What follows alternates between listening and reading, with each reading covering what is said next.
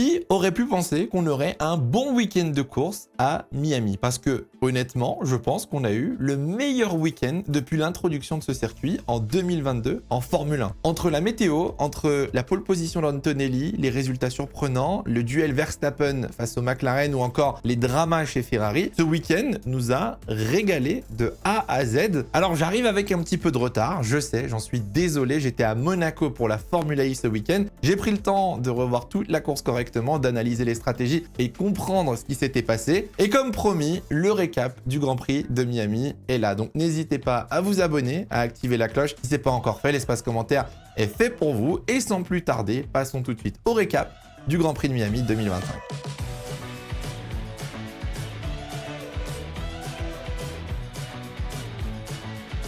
On commence ce conseil de classe avec un élève qui commence à revenir assez fréquemment, c'est Oscar Piastri. Encore une fois, félicitations à Oscar Piastri qui a fait un week-end pas parfait, mais un week-end très positif. Autant les séances de qualification ont été assez compliquées pour le pilote australien, autant la gestion de course a été admirable. Il aurait dû normalement remporter la course sprint s'il ne s'était pas fait piéger par la safety car. Il a très facilement remporté le Grand Prix dimanche devant son coéquipier, devant George Russell et Max Verstappen. On a encore une fois retrouvé l'agressivité qu'on avait vue à Jeddah lors de la course sprint. On a retrouvé la gestion qu'on connaît maintenant au niveau des pneus et de la stratégie. Le duel face à Max était exceptionnel. Franchement, je me suis régalé. Et je découvre une facette d'Oscar Piastri qui, en fait, me plaît énormément. Je commence à vraiment apprécier ce pilote. Je pense que je l'avais un petit peu sous-coté pour cette saison 2025. Le début de saison est quasi parfait. Résultat, Oscar Piastri continue d'accroître son avance au championnat pilote devant Lando Norris. Oscar continue à renforcer ce statut de numéro 1 et a désormais une victoire de plus que Lando Norris en Formule 1. Deuxième élève du conseil de classe, et alors là, c'est pas un pilote, c'est une marque et c'est pour Lego. Exceptionnel. Félicitations, le coût marketing était incroyable. 22 000 heures de travail, plus de 400 000 pièces assemblées pour construire 10 monoplaces quasiment à taille réelle permettant d'accueillir les deux pilotes de chaque équipe pour la parade. J'ai jamais vu les pilotes prendre autant de plaisir à faire les idiots sur des voitures électriques. Je vous jure, il n'y a pas un pilote qui tirait la gueule à bord de ces voitures Lego. Alors, il y a eu un petit peu de casse, c'est vrai, mais pour le coup, l'idée était exceptionnelle. L'opération marketing a tellement fonctionné que Lego a déjà évoqué la possibilité de le refaire sur d'autres courses. Alors attention, parce que si tu fais ça à Spa, les voitures n'allaient pas très vite et on reste quand même sur des voitures électriques, donc ça peut devenir compliqué. Mais franchement, merci beaucoup à Lego. Cette vidéo n'est pas sponsorisée, mais merci à eux d'avoir créé ce moment, je pense, inoubliable qui restera l'un des moments les plus drôles de la saison 2025 de Formule 1. Pour finir ce conseil de classe, une petite note négative quand même, 1 heure de colle pour la pluie, tout simplement, qui nous a régalé le samedi, là-dessus rien à dire, mais qui nous a quand même bien embêté dimanche. Entre l'annulation de la course de F1 Academy et tout simplement le manque de pluie pour la Formule 1, j'avoue que j'ai été un petit peu frustré. On nous avait vendu justement des averses au tour 14 par exemple, c'était censé faire bouleverser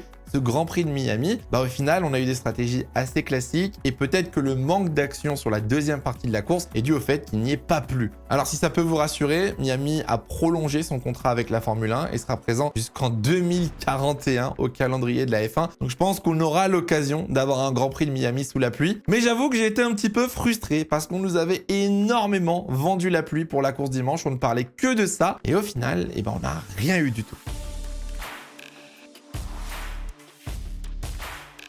Au final, le format sprint cette saison marche plutôt bien. En Chine, on avait eu une très bonne sprint avec la victoire de Lewis Hamilton, la première en rouge. Ce week-end, la sprint nous a encore régalé. On va commencer par la qualif sprint déjà. Pole position, entre guillemets, d'Andrea Kimi Antonelli. Alors, ça ne compte pas comme une pole position, mais très belle performance. On rappelle, 18 ans, ce pilote italien chez Mercedes qui, pour l'instant, fait taire les haters comme moi, me prouve au final qu'Antonelli mérite sa place en Formule 1. Bon, malheureusement pour lui, la course s'est pas aussi bien passée. Entre le virage 1 où Oscar Piastri a été extrêmement agressif, quitte à le pousser un petit peu en dehors de la piste comme il l'avait fait avec Verstappen à Jeddah, entre l'accrochage avec Max Verstappen dans la pit lane qui l'a forcé à refaire un tour supplémentaire. Malheureusement, le rêve d'Antonelli n'a été que de courte durée, mais c'est quand même très prometteur pour la suite de la saison. Pour ce qui s'agit de la sprint, on était parti avec des conditions humides, avec des pneus intermédiaires. On est obligé forcément de mentionner l'accident de Charles Leclerc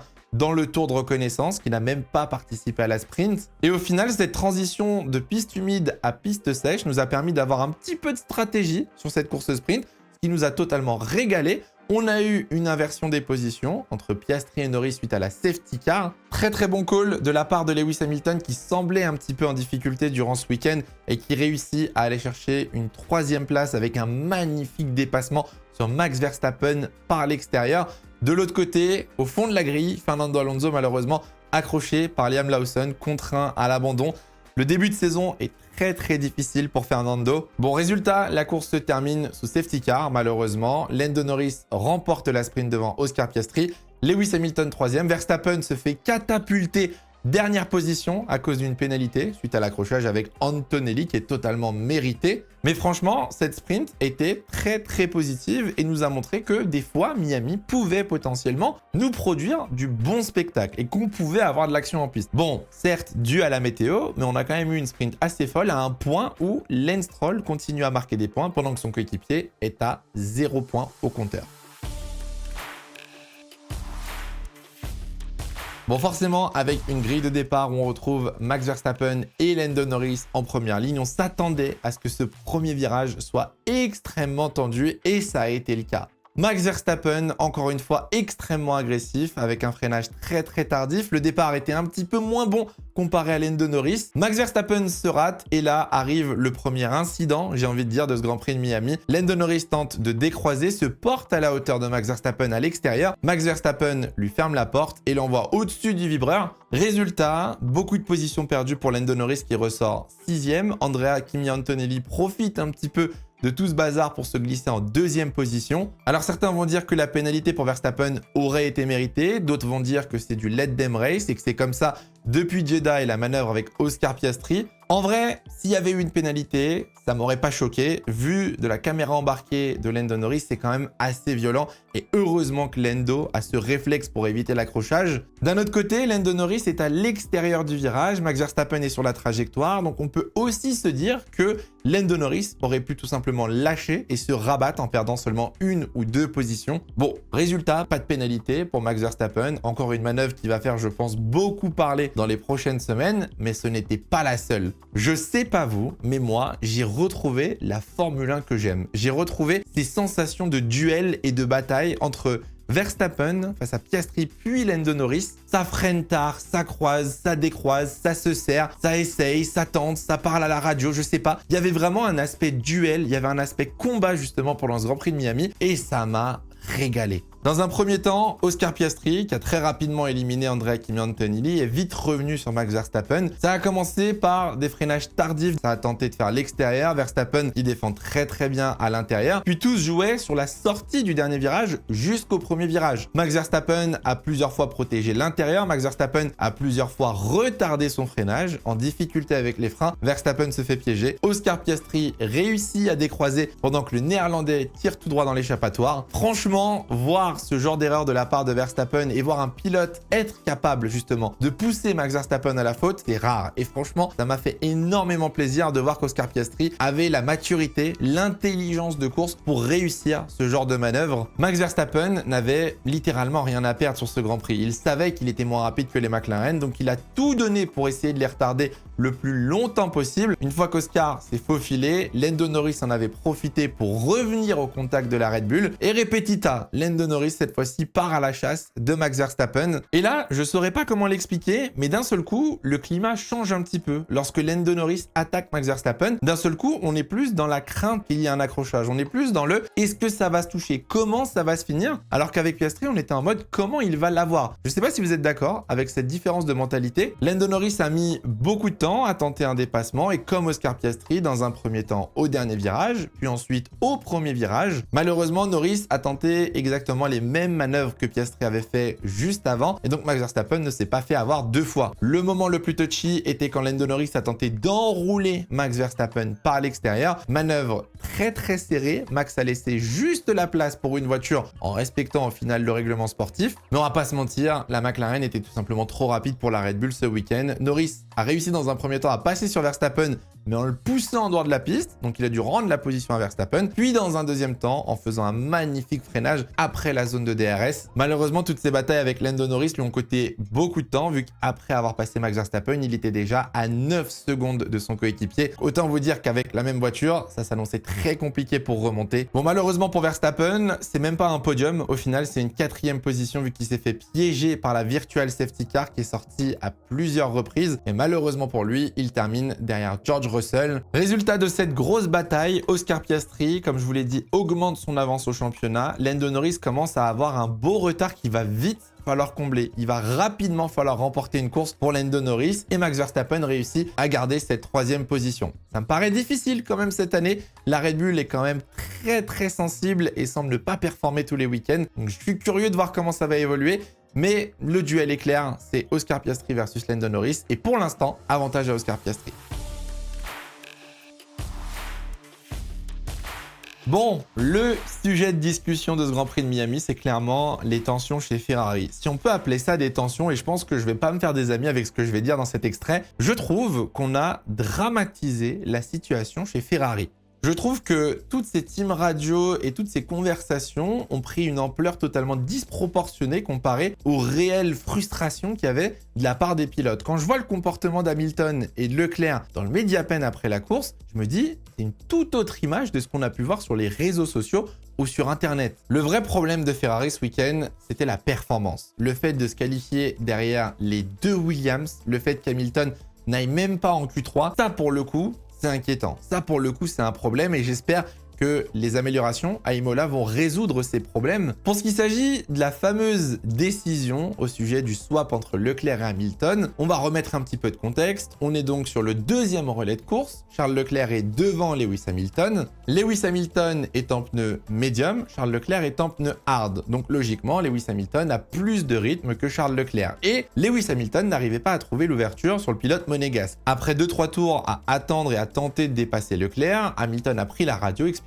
qu'il perdait du temps et il a demandé à l'équipe si on allait rester dans cette position durant tout le Grand Prix et donc ne pas profiter justement de ces pneus beaucoup plus tendres. À partir de là, la FOM s'est rendu compte que la 2e partie de la course était quand même sacrément chiante et s'est dit on va diffuser toutes les radios de Ferrari, absolument toutes les prises de parole d'Hamilton sont passées en direct à la télé. Et c'est pour ça qu'on a cette impression qu'il y avait réellement une prise de tête, que c'était la panique, alors qu'au final, ça l'était pas du tout. On a attendu 3 tours avant de demander à Charles Leclerc d'échanger les positions, ce qu'il a fait directement. Lewis Hamilton est donc passé devant Charles Leclerc et en toute logique, Charles Leclerc a surchauffé ses pneus, a prévenu son équipe que la situation n'était pas idéal. Lewis Hamilton, du coup, n'a pas réussi à prendre de l'avance vu que ses pneus avaient été usés derrière Leclerc. Et au final, vu qu'Hamilton ne revenait pas sur Antonelli, on a juste refait passer Lewis Hamilton derrière Charles Leclerc. Franchement, je trouve pas la situation dramatique. Oui, ça a pris du temps. Oui, la communication chez Ferrari, c'est clairement pas un point fort et on a l'impression que c'est brouillon, c'est pas clair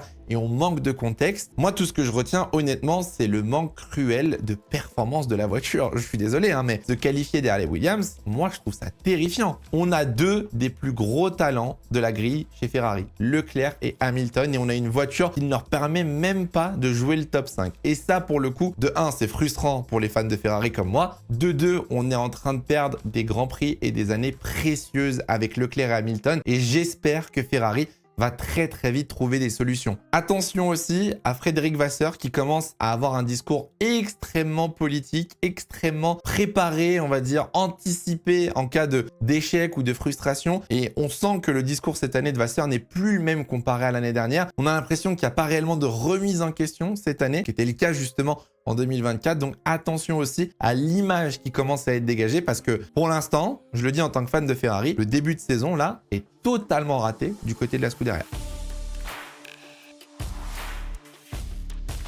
Pour finir ce récap, on en a parlé il y a quelques secondes, on va parler de Williams. Quel week-end exceptionnel et quelle performance, quelle ascension j'ai envie de dire depuis le début de la saison. 5e place pour Alex Albon, 9e place malheureusement pour Carlos Sainz qui a eu des difficultés et qui s'est un petit peu fait avoir honnêtement entre la Virtual Safety Car et la consigne d'équipe qui n'a pas été respectée. J'ai l'impression qu'on est vraiment en train de voir les résultats du travail de James Wolfe depuis ces dernières années. J'ai l'impression qu'enfin, le projet est en train de se concrétiser et que tout s'aligne pour cette écurie anglaise. Alors déjà, le rythme de la voiture était excellent. Tout le week-end, en qualification, Q3, devant les Ferrari, là-dessus, rien à redire. Le petit bémol, je pense, et il risque malheureusement de s'aggraver au fur et à mesure, c'est la relation entre Sainz et Albon. Là aussi, on a eu une consigne d'équipe qui a été très mal gérée en interne. La consigne était simple, Alex Albon ne devait pas attaquer Carlos Sainz. Au même moment, quelques virages plus loin, Alex Albon décide d'attaquer son coéquipier, de le dépasser de façon assez agressive.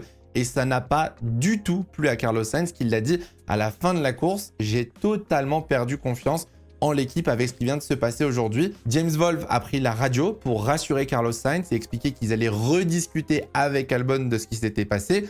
Mais en effet, l'attaque d'Albon a un petit peu compromis la course de Carlos Sainz. Comme je vous l'ai dit, derrière, il a été un petit peu malchanceux aussi avec la safety car, qui fait qu'il se retrouve derrière les deux Ferrari. On a senti clairement à la fin de la course, surtout avec la manœuvre de dépassement sur Hamilton dans le dernier virage, qu'il y avait de la frustration du côté de Sainz parce que, encore une fois, Albon fait un excellent week-end. Encore une fois, Albon marque beaucoup de points et Carlos Sainz est un petit peu derrière. Et Carlos Sainz était censé justement être ce pilote d'expérience, et ben ça se passe pas comme prévu et Albon continue de dominer en interne chez Williams. Avec ce week-end de folie, Williams reprend la 5e place au constructeur et comme le dit si bien James Wolfe, ils espèrent bien la garder au fur et à mesure de cette saison. Je vous le dis, pour l'instant, c'est mon coup de cœur Williams cette saison. Je m'attendais pas à les voir aussi haut et aussi bien en sachant qu'ils sont en train de miser énormément sur 2026. Je trouve que le début de saison, à l'inverse de Ferrari, est totalement réussi pour cette équipe. À voir si une autre équipe, à voir si Alpine, Haas, Wettbewerb peut-être pourra venir déloger Williams de cette 5e place. Mais pour l'instant, je vous le dis, c'est mon coup de cœur dans le midfield et j'espère pour eux que ça va durer. La question du jour, au vu du Grand Prix de Miami et au vu de ce que je viens de dire, forcément, elle se tourne vers Williams.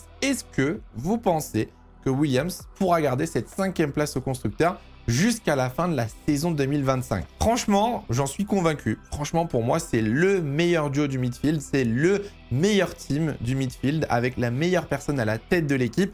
Et je pense sincèrement que si en 2026, la voiture est bonne, Williams pourrait avoir de très belles ambitions. J'attends de voir quand même avec potentiellement les changements qui vont arriver, n'est-ce pas Alpine, avec peut-être Dohan qui devrait être remplacé par Colapinto. J'attends de voir quand Haas réussira à marquer des points avec les deux voitures ou alors Wettbewerb aussi, mais je pense que le midfield va être très serré jusqu'à la fin de l'année.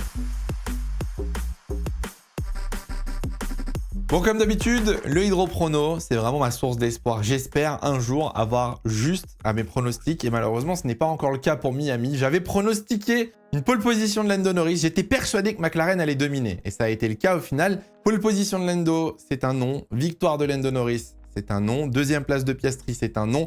Verstappen 3e, c'est un non. Bon, McLaren constructeur, c'était facile. Vous avez été nombreux à tenter votre chance dans les commentaires et on en a trouvé un. Paul Lalève qui a réussi à pronostiquer la pole position de Max, la victoire de Piastri devant Norris et Russell. C'est fort, il y en a plein qui avaient trouvé le bon ordre du podium mais pas le bon poleman non plus. Comme d'habitude, vous pouvez jouer pour le Grand Prix d'Imola qui aura lieu dans 2 semaines avec le hashtag Hydroprono. Pensez bien à mettre le hashtag pour qu'on puisse récupérer tous les résultats au moment de faire le tri. De mon côté, pour Imola, je vais prendre un petit peu des risques. Bon, alors pas avec la pole position et la victoire, je vais partir sur une pole position de Piastri, mais une victoire de Lando Norris le dimanche. Je mettrai Piastri 2e et je mettrai Charles Leclerc 3e. Est-ce que je suis totalement délulu? Oui. Est-ce que je dis ça parce que je suis fan de Ferrari? Oui. Mais je dis aussi ça parce qu'il y a des améliorations pour la Scuderia, donc j'ai un petit peu d'espoir. On verra si j'ai tort. C'est fort probable. Si jamais vous voulez vraiment prendre des risques de votre côté, n'hésitez pas à pronostiquer un podium de Franco Colapinto qui prendra la place de Jack Dohan à partir du Grand Prix d'Imola.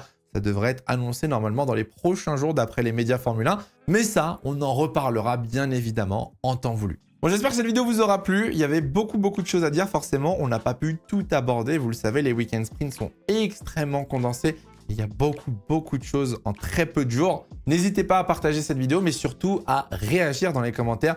C'est le but de mes récaps, d'avoir un petit peu votre vision justement de la Formule 1 et votre ressenti après ce week-end de course. Nous, on se retrouve très bientôt et surtout dans 2 semaines pour le prochain récap après le Grand Prix d'Imola en Italie. En attendant, faites attention à vous et portez-vous bien, c'est le plus important. Ciao, ciao.